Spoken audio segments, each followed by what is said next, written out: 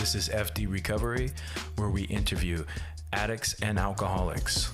Our aim is that through this podcast, we might help you on your journey of recovery. Thank you for listening. Hello, this is Frank with F.D. Recovery, and you are listening to the weekly intention portion podcast of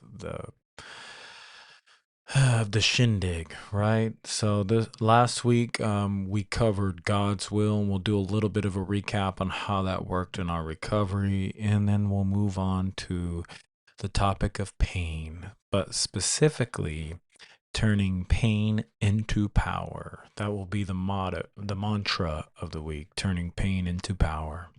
But before we dive into the pain, we will talk a little bit about God's will and how it worked in our recovery. So God's will, right? Like I said last week, I'm not going to jump on here and pretend that I know what God's will is. All I can do from, the way I get tuned in with that is I slow down, get connected, let go of the fear, just get back into the flow of life, right? It's simple and it sounds so simple, but when you're in the middle of all the chaos, it can get pretty hot, right? It can get pretty tense, and all the coping mechanisms fly out the window, right? It's just like getting behind the wheel and all of a sudden somebody cuts you off and all your spiritual awakening kind of goes bye-bye, right? It's funny because we talk about we talk about some of the stuff we learn in recovery when we're at meetings and stuff. But sometimes that just goes all out the window when a tense situation or somebody says something that disrespects us or whatever goes on, right? And just how fast that stuff goes out, right? But getting back into the talk of like God's will and trying to stay in that zone, we're going to make a lot of mistakes. It's not about being perfect. No, no, no, no. It's about, getting to a place to where you can pick yourself back up and dust yourself off and try again. And the more you do that and the more you try to stay spiritually in tune, the easier it is to pivot when stuff comes up and you do get out of sorts, or you act out of character, or you fall back on some behavior that you're trying to let go of. It becomes a little bit more natural to find that healthy place rather than stay in the muck. And when we're talking about God's will, I mean, for me, just getting connected, slowing down, understanding that, ran on my own self-will, I just become a selfish asshole. Then this is purely my experience. If you got it all figured out and you're hitting all the cylinders, and that could be the case, and, I applaud you and keep up the good work. But for me, it becomes, I'm a true addict that likes to, you know, participate in addict seeking behaviors and, self seeking behaviors, make myself feel good in the short term and not really think about the long term effects, right? So I'm constantly battling this inner demon, right? This hunger that always gets me in trouble, right? It's a lot less trouble nowadays, right? A lot less trouble, but still nonetheless it's still a point of contention to where I know I can do better and I strive to do better. And when go towards those pitfalls and find myself in those ruts, I easily get out of them, thankfully, but it doesn't make it it doesn't make it any less challenging, right?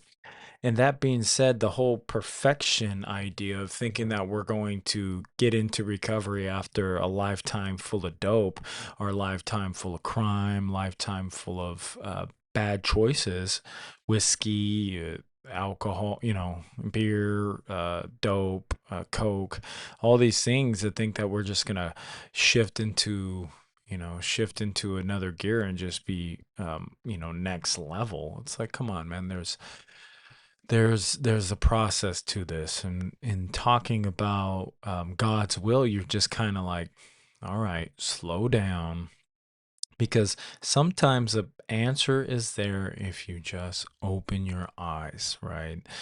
Sometimes you can be blinding yourself with all the static and all the choices and all the flavors and all this and that, when really it's just simple as one foot in front of the other when you're trying to tackle a problem. Maybe it's of your diet, it's your willingness to exercise, it's willingness to go to your meetings you need to go to, and just understanding, putting that, those feelings aside and just saying, it's simple. Get in the car, right? Let's stop the battle and let's get in the car and let's drive to the meeting. Let's drive to the gym. Let's not stop at the gas station for the snacks and the bad stuff. Um, Unless you're stopping at my gas station, then we sell some pretty good stuff there. I keep a lot of protein snacks in there because I'm a lot more health driven, right? And I know that God's will for me is to stay in the gym, stay healthy, stay on my diet. And I know when I'm faltering, when I'm not living up to God's will, my body and my mind experience the residual effects of that, right? Because it usually comes along with bad behavior, bad dieting, bad conversations, bad back and forth with people. And I find myself in unpleasant situations. And I wish I get to these points like, man, I wish I handled that better.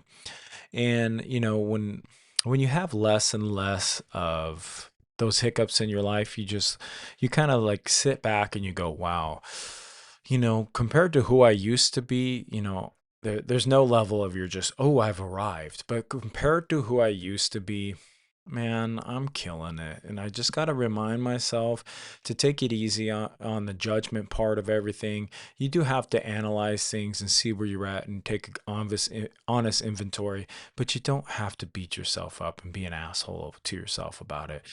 That that doesn't help you, right? So I take a loving approach to myself today. I'm not always an expert at it, you know. I fail many times, but that being said, is when we're talking about God's will and we're on this path of healing, just one foot in front of the other, guys. Don't put yourself down too much. Don't give yourself a hard time. Just remember, nothing in God's world happens by mistake, right? So, we're talking about God's grace and God's will being in our life, and it's just an important thing to open yourself up to the spiritual path that we're on and just allow life to happen as opposed to just trying to interject yourself on every situation. So, I'm going to shift gears into the topic of pain and more or less turning pain into power. When on the topic of pain, I think of a lot of trauma. I think of a lot of habits. I think of a lot of my past events that I hang on to. I think of, when I think of pain, I think of a lot of my childhood. I think of all the tough times, right?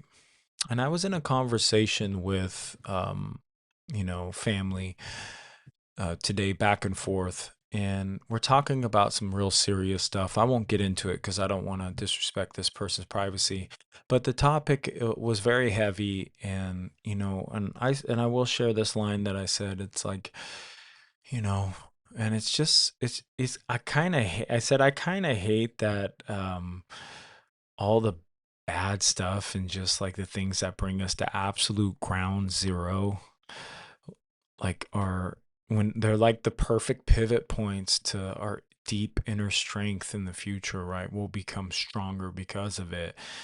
And it really resonates, this whole turning pain into power, because all the things that, although I wish went a little bit differently, I don't want to have to prescribe all those horrible things for me to become stronger. But that's the beautiful part of all this is, there's going to be, if you're going through a tough time right now and you're having a hard time accepting your reality, or you're just having a lot of grief, a lot of, if there was a lot of abuse you just went through or what have you, you get to this place where you will get to this place in the future where that will be the the springboard and what will put you on the better path to your spiritual awakening.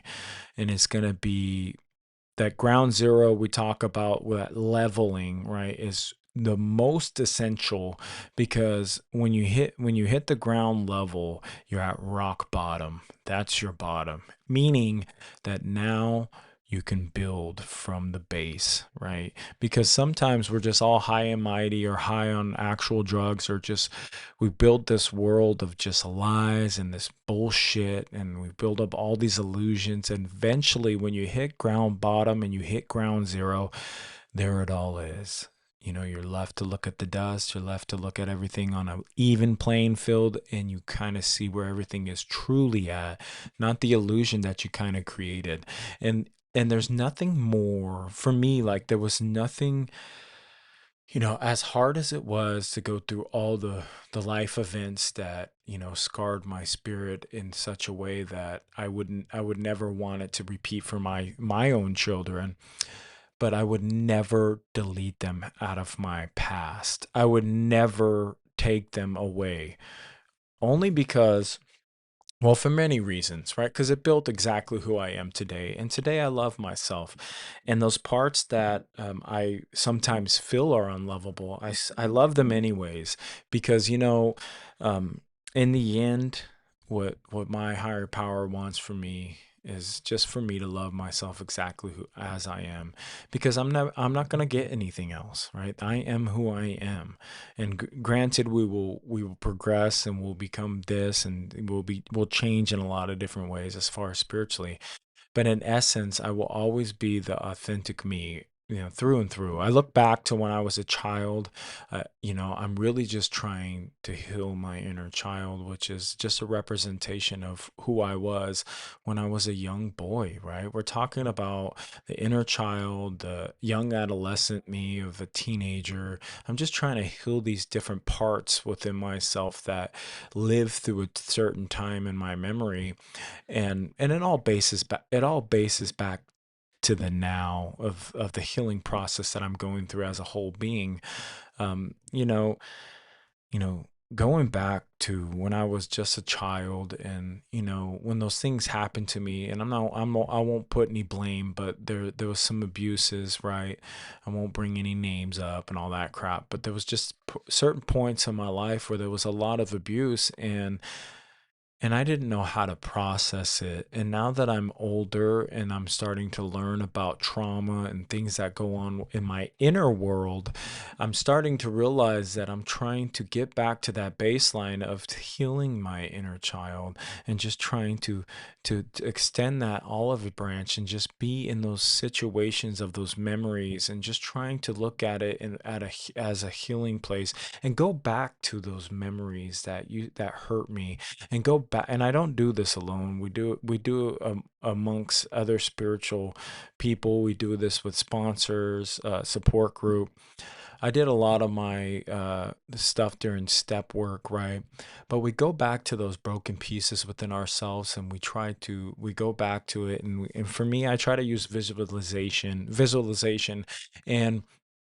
and I try to look at myself when I was in those deep dark places where I felt those hurt, and I just try to meet myself as a young boy, and I just try to nurture myself. I try to give it. I try to give myself that love that I felt like wasn't there for me. I just tried to nurture that young boy that was inside me. I try to let him know that it's going to be okay, and that you're going to get past this, because I'm the me now, and I know what the future holds.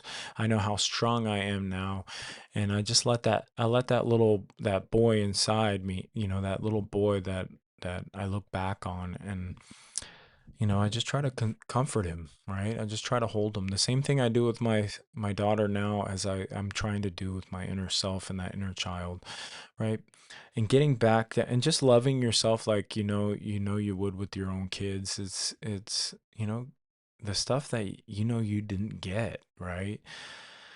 So, talking about that turning pain into power. Sorry, I went on a little tangent there with my inner child. But this is some pertinent stuff. It's really important to do some of this work with your sponsor and maybe therapy, counseling, going to any group you can to really help you get in contact with all these pieces inside you.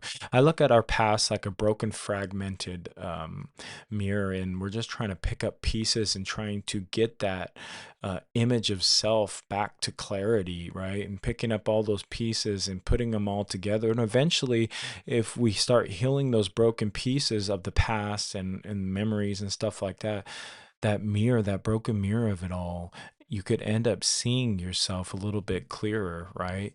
And it's very important that we address this, right? And then because a lot of that stuff that I address is the cornerstone for a lot of my power today. Of course, you can't bring up power without your higher power. And I strongly suggest you get in contact with it. Today, I am rooted in my higher power. My higher power is God, and it matches everybody else's God out there, right? And it's principles before personalities. I try not to put, well, this religion, that religion. I know that I'm praying to the same God that most of everybody else is praying to. So today, I understand that everything that has happened to me and everything, everywhere I'm, like the place that I am at and everything that I went through was very necessary because it made me who I am and it gave me the people in my life I have today. And I love exactly where I'm at, right? I have an awesome wife. I have two beautiful daughters. One that lives with me, and she's just going through this cool, being 2 years old is such a cool trip, and I missed that with my first daughter. So, just being able to redo this, right? Turning all that bad shit that we've been through and went through and just turning it into the cornerstone of all my strength, right? Everybody likes, when I came into recovery, I used to like to think about myself as some sort of victim, right? I used to get real down on my own story and down on this and down on that and not understanding that everything that I went through was 100% for a purpose. It's putting me on this path that I'm doing today, and it's given me the life that I have today. If I was to change one thing, then this wouldn't exist, right? So, you know, when we're on the topic of pain, let's work through it. Let's look at those things that were damaged over. Let's look at that inner child. Let's do that inner child work, right? Because if you're not going to address it, then who the hell is? Right? If you're listening to this now and you haven't even thought about the journey of possibly healing, then please do right now. Start thinking of that. Maybe look up some counseling. Maybe look up some help groups. Whatever you got to do, right? So this week we're gonna work on turning pain into power. So the topic of pain, but also the motto for the week is turning pain into power. And I'll end with this: you are more than your pain. Your pain does not define you.